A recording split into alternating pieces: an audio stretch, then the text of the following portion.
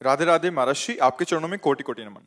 महाराज जी, मेरे से डॉक्टर के कहने से गर्भ हत्या हो गई थी। महाराज जी, मैं पापी हूँ, व्यभिचारी हूँ, मेरे कर्म प्रेत योनि के बन गए हैं। महाराज जी, मुझे राधा रानी कैसे मिलेंगी इससे? वैसे आप नंदगांव के हैं, भगवत पार्षद हैं, आप अपने स्वरूप को पहचानिए। आप श्री कृष्ण सखा हैं। आपसे अगर ये अपराध बन गया है, तो अगर धन हो आपके पास, तो किसी विद्वान पंडित जो भागवत का मूल संस्कृत से पाठ कर ले, आप घर में बुलाइए। 7 दिन में वो 4 घंटे 5 घंटे का समय लगता है। पूरी भागवत अगर आप पाठ करा लें, तो जो अपराध बन गया जाने में या अनजाने में, वो बिल्कुल नष्ट हो जाएगा। महान समर्थ है श्रीमद् भागवत। हाँ, धुंधकारी प्रेत ही बना हुआ था, केवल भागवत सुनने मात्र से वो हरि पार्षद होकर विमान आया और भगवान के धाम को गया। तो श्रीमद् भागवत सुन ले, और आगे कोई ऐसी गलती ना होनी चाहिए। और आप समझो, आप भगवान के पार्षद हो, आप नंदगांव में हो, लाला के जन्मभूमि में हो, क्रीड़ा भूमि में हो। हाँ, क्या होता है, गृहस्थी में अनजाने में भी ऐसे पाप हो जाते हैं। अब जैसे डॉक्टर ने कह दिया कि इसका तो ब्रेन गड़बड़ है, हटा दो, तो कोई ककड़ी खीरा समझे हो क्या? अगर वो ऐसा भी पैदा होता है, आप सेवा करोगे तो मुक्त हो जाओगे।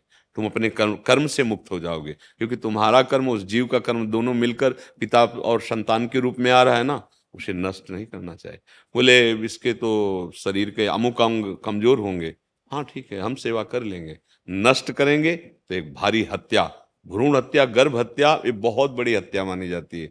फिर इसी के कारण हृदय जलता रहता, फिर संतानें होती तो फिर वो पादुका का प्रहार करती उन्हीं माता पिता पे, क्योंकि कर्म भोगने हैं। जीवित में ये कष्ट हो, मरने के बाद फिर उसके जो हिसाब होगा वो तो बहुत, ये तो ब्याज मिलेगा। फिर नरक गति प्राप्त हो। भ्रूण हत्या, गर्भ हत्या महान हत्याएं होती हैं, और आजकल खिलवाड़ समझा जाता है। पीछे तो कई जगह ऐसा सुनने को मिला था कि अगर लड़की गर्भ में है तो ऐसा करके, तो विचार करना चाहिए। आप दैवी शक्ति का अपमान कर रहे हैं। तो पैदा किससे हुए हैं तुम? किससे पैदा हुए हो? तुम्हारी माँ भी तो स्त्री शरीर ही थी। अगर वो लड़की की हत्या करती तो सोचो कितना अज्ञान का विषय है। लड़की क्या है? अरे दैवी शक्ति है। आज हमारे भारत की राष्ट्रपति है, नहीं? बेटी के प्रति जो है भाव रखा जाता है कि बेटी पैदा होगी, ऐसा ऐसा दहेज देना, आप क्या समझते हो? आज हमारे भारत देश की देखो ना, एक किसी की कन्या ही तो है, बेटी ही तो है, राष्ट्रपति है।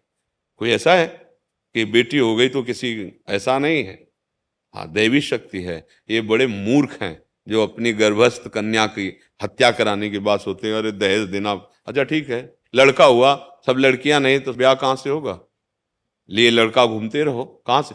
बस केवल लड़का तुम्हारे हो गया तो तुम महान हो गए क्या? वो लड़की हो गई तो कोई लघु हो गया क्या?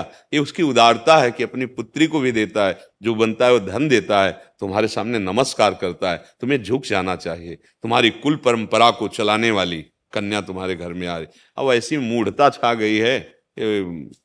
लड़का पढ़ लिख गया तो बेचते हैं। केवल चिन्ह ही तो बदला है, वो भी संतान है, वो भी संतान है। केवल तुम्हारे पुत्र का चिन्ह होने के कारण तुम इतना बलवती इच्छाएं प्रकट करते हो कि मुझे इतना दहेज चाहिए, ऐसा। ये तो बिकना हुआ।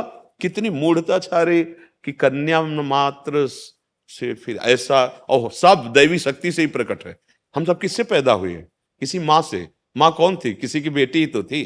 कैसा कैसा अशुद्ध बुद्धि हो गई है, कैसे कैसी राक्षसी बुद्धि।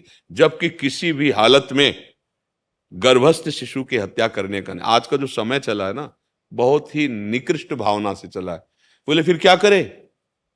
इतनी जनसंख्या बढ़ जाएगी तो मूर्खो, संयम से क्यों ना चलो? संयम से चलो। संयम नियम है, उनके अनुसार चलो। जरूरी है पशुवत आचरण करो? जरूरी है ऐसे महापाप करो? संयम में रहो, ब्रह्मचर्य धारण करो।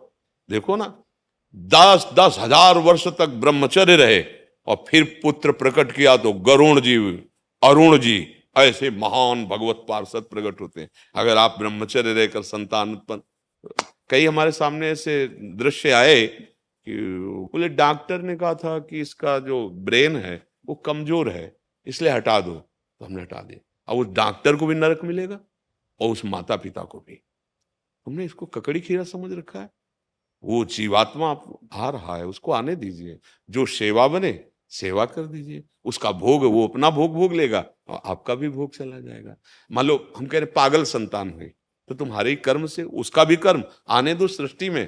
कर्म का निराकरण हो जाएगा, वो अपना भोग भोग लेगा, आप भी उसके संयोग से जलेंगे, कष्ट सहेंगे, आपका पाप नष्ट हो जाएगा। तो मुक्त होने का रास्ता बन गया। अब आप मरवा दिए तो सोचो कैसी माया। मैं तो यही समझ में नहीं आता, तुम्हारे आंगन में बच्चा खेलता हो, कोई एक थप्पड़ मारे तो बर्दाश्त नहीं होगा, कूद पड़ोगी, और तुम्हारे उदर रूपी आंगन पे जो केवल तुमसे सुरक्षित, तुम कैसे राजी हो गई?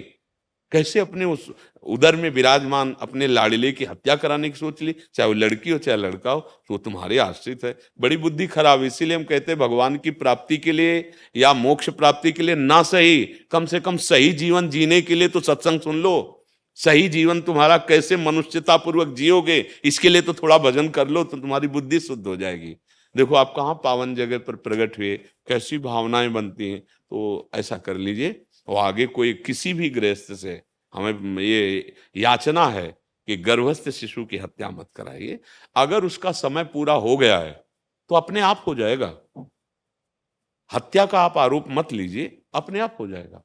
जिस समय जिसको जहां शरीर पूरा होना है वो अपने आप हो जाता है। आप क्यों उसके निमित्त बने? आप क्यों पाप मोल लें? भगवत मार्ग है और इसी के पर चलने के लिए मानव देह मिला हुआ है।